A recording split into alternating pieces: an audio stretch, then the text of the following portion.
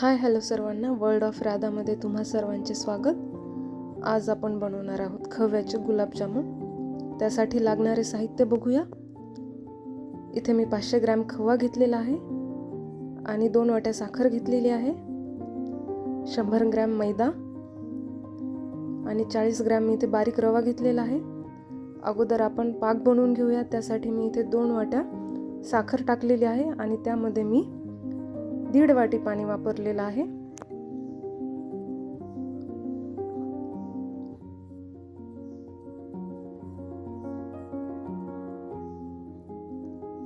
आपण आता हे सगळं एकदा हलवून घेऊयात, नाहीतर साखर बुडाला चिटकू शकते. सोबतच मी आता अगोदर यामध्ये केशर घालून घेतलेला आहे. आता आपला पाक इथे रेडी आहे. पाक पूर्ण रेडी झाल्यानंतर त्यामध्ये मी विलायची घातलेली आहे.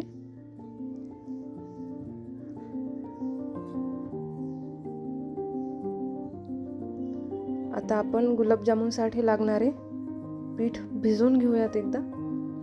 त्यासाठी मी अगोदर खवा घेतलेला आहे आणि हा चांगल्या प्रकारे मी इथे मळून घेतलेला आहे. त्यातल्या सर्व गाठी आपल्याला फोडून घ्यायच्या आहे.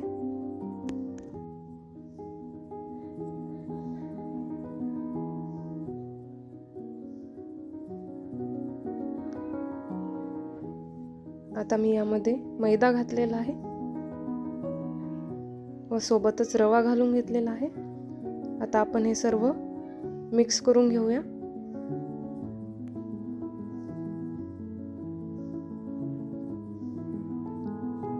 आता मी हे 5 मिनिटे झाकून ठेवत आहे. 5 मिनिटानंतर तुम्ही बघू शकतात रवा पण छान फुगलेला आहे. आता आपल्याला हे सर्व परत एकदा मिक्स करून घ्यायचं आहे, मळून घ्यायचं आहे.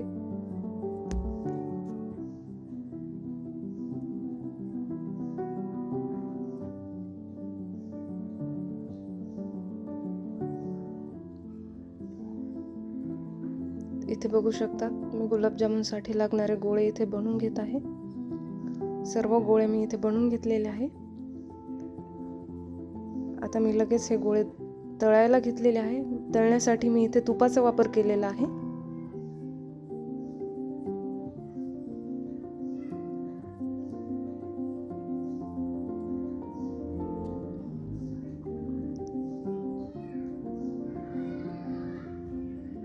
तुम्ही बघू शकता तिथे आता आपले गुलाबजामुन तळून झालेले आहे.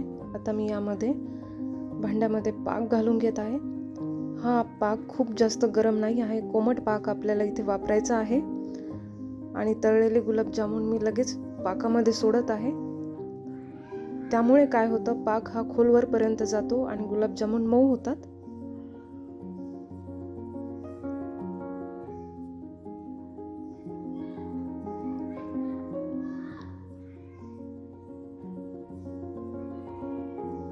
इथे बघू शकतात आपले गुलाबजामुन रेडी आहे.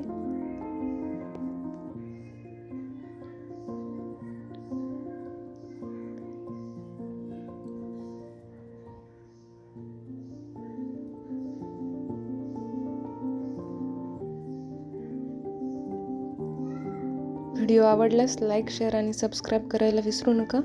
भेटूया अशा नवीन व्हिडिओमध्ये. तोपर्यंत बाय बाय.